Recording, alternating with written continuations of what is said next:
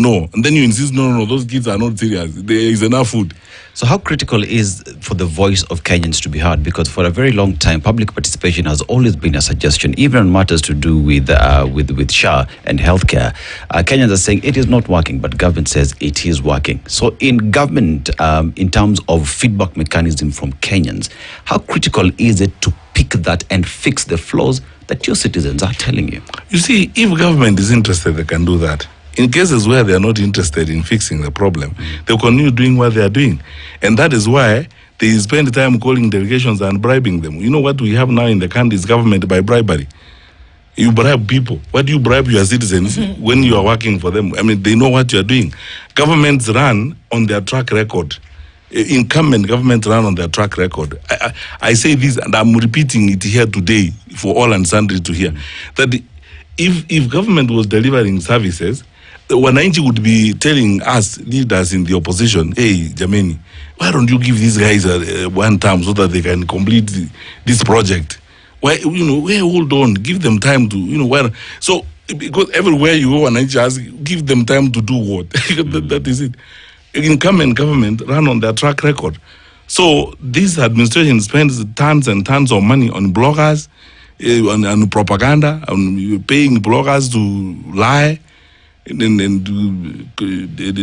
character assassinate the leaders in the opposition and so on. They wouldn't be doing that if they were providing the services. And I've often said, by the way, and I hope one day I'll have an opportunity to discuss some of these issues, especially on feedback. I don't know, I can advise them for free. They would spend less money, they will have less stress by doing the right thing and listening to Wananchi. Just get your work done and listen to Wananchi. That's all. So these stories. I normally tell people, onyesha kazi bwana. Onyesha kazi. Show us the work so that we stop talking about what you're doing. So these good people have got to step up and understand that feedback is very important. But because they don't care about that feedback, why would they be bribing people in villages with the 64 shillings, 100 shillings, flying all over the place, giving people money? If you are working, if you are confident of yourself as government, why would you be bribing people, huddling people in a place and room, giving them money, bringing delegations, bringing teachers? Well, it's empowerment money. They're empowering the youth. You got it right. Yeah. Your answer is as good as mine. that is it.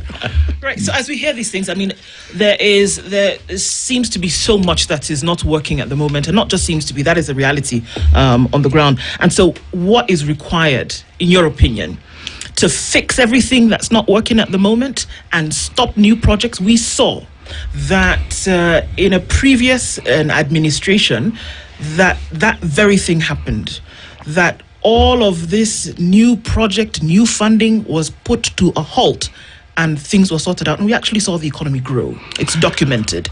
Do you think that's the way to go, and how would you go about it? I am lucky or fortunate to have been, through Executive Order number 1 of 2019, I became the chair of the coordination of cabinet affairs, especially projects and our investment in the country, which gave me a very unique and unparalleled opportunity to every week sit with all my cabinet colleagues to look at the government investment and government projects across what was doing well, what was not doing well, and so on.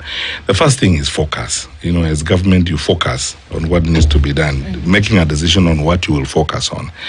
The classic example is the education sector. President Mwai Kibaki came to power. He focused on enrollment and access. He wanted to make sure all kids in Kenya accessed education and they were enrolled. That is how he came up with free primary education, 1 million kids in school, and we continued. In a decade, by the time Uhuru Kenyatta was becoming president, Kibaki's kids, as we used to call them, had come now to secondary schools. They needed more places. Uhuru started focusing on retention and completion, that these kids stay in the education system and they complete so that we don't engage in wastage. What is the focus of this administration? I don't know. You see, in every sector of the economy, you must make a decision, first of all, as government. What are you going to focus on? Because this is the reality of life. And let us just be frank with each other. You cannot do everything everything. There's no government anywhere on earth that will wake up in the morning and within a space of 5 years or a space of 10 years do everything they can do to make everyone happy. That is why we go to elections every other time to renew mandate or get a new government so that we continue on a particular trajectory. Vision 2030 was supposed to be a collective